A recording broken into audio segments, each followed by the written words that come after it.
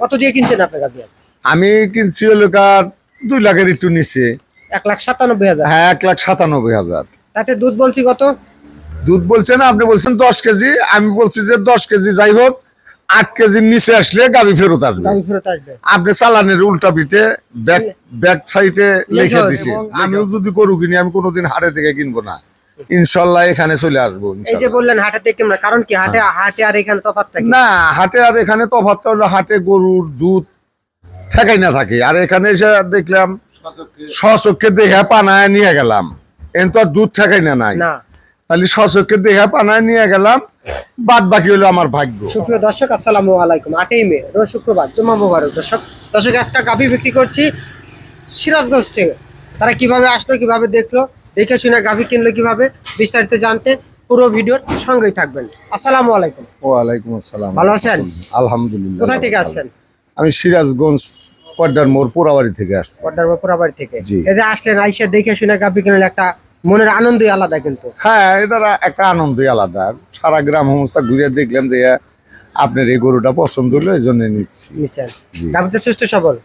হ্যাঁ, গাভীটা সুস্থ সবল। আমাদের এখানে কি জোর জুলুম করা হয়েছে? না না না না, জোর জুলুম করবেন কেন?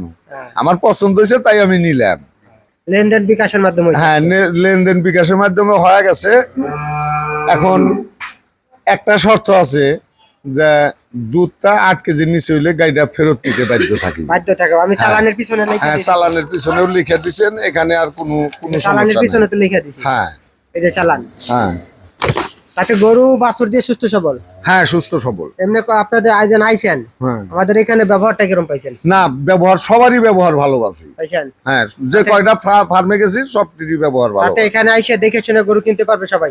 হ্যাঁ, ইনশাল্লাহ কিনতে পারবো। কিনতে পারবে না? হ্যাঁ, এখানে আরো গাভী আছে না? হ্যাঁ, আরো গাভী আছে। হ্যাঁ, কিনতে পারবো। এবং আমিও যদি গরু কিনি, আমি কোনোদিন হাটে থেকে কিনবো না, ইনশাল্লাহ এখানে চলে আসবো। এই যে বললেন হাটে থেকে কিনবেন, কারণ কি হাটে আর এখানে তফাৎটা কি? না, হাটে আর এখানে তফাৎটা হলো, হাটে গরুর দুধ ঠেকাই না থাকে, আর এখানে এসে দেখলাম স্বচক্ষে দেখে পানায় নিয়ে গেলাম, এন তো আর দুধ ঠেকাই না নাই, তাহলে স্বচক্ষে দেখে পানায় নিয়ে গেলাম, বাদ বাকি হলো আমার ভাগ্য। আমার কপালে গরু কিনছেন, ইনশাআল্লাহ দুধ হবে। হ্যাঁ, ইনশাআল্লাহ। দুই বেলা 15-16 দুধের বলছি, আপনি সকাল আমি বলছি 10টা পারেও, আপনি বলছেন 8টা। হ্যাঁ, ইনশাআল্লাহ দুধে ঠকবেন না ভাই, দুধে ইনশাআল্লাহ ঠকবেন না। হ্যাঁ, সেটা হলো বাড়ি নিয়ে যাই, তারপরে বোঝা যাবে ঠিক মুখি ঠিক মনে, এটা তো আমি না বানাইলে তো আর কইতে পারবো না। তারপর এটাই, গরুটা তো সুস্থ সবল। হ্যাঁ, গরু সুস্থ সবল। আমার খামারে যে আরো আজকে আসার পরে আপনি 2টা গাভী নিয়ে আসলাম প্রান্তিক খামার থেকে। হ্যাঁ, তা তো দেখলেনই। হ্যাঁ, ওগুলো দেখলাম। আমার খামারে সব মিলে তো 17-18টা গাভী আছে। হ্যাঁ, তা আছে, 17-18টা গাভী আছে। কত দিয়ে কিনছেন আপনি গাভী? আমি কিনছি হলো 2 লাখের একটু নিচে। 1,97,000। হ্যাঁ, 1,97,000। তাতে দুধ বলছি কত?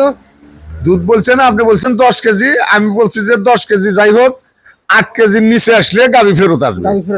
আপনি চালানের উল্টা পিঠে ব্যাক সাইডে লিখে দিছেন, লেখাও দিছেন, এখানে আর কোনো সমস্যা নেই। দর্শক দেখেন, সিরাজগঞ্জ থেকে আছে, আইসে দেখে শুনে গাভী কিনছে, যে সিরাজগঞ্জে কিন্তু মিলফিটার পাশে, তাহলে অবশ্যই এটা প্রান্তিক খামার থেকে কেন 2 টাকা হলেও লাভবান হয়েছে তারা কিন্তু। এই জন্য ওইখানে দেশের লোকরা ওই দেশ থেকে না কিনে এসে এখানে কিনছে, তাহলে বুঝতে হবে তারা কিন্তু একটা কথা জেনে রাখবেন, পশ্চিম থেকে গাভী সবসময় পূবে যায়, পূবের থেকে পশ্চিমে যায় না।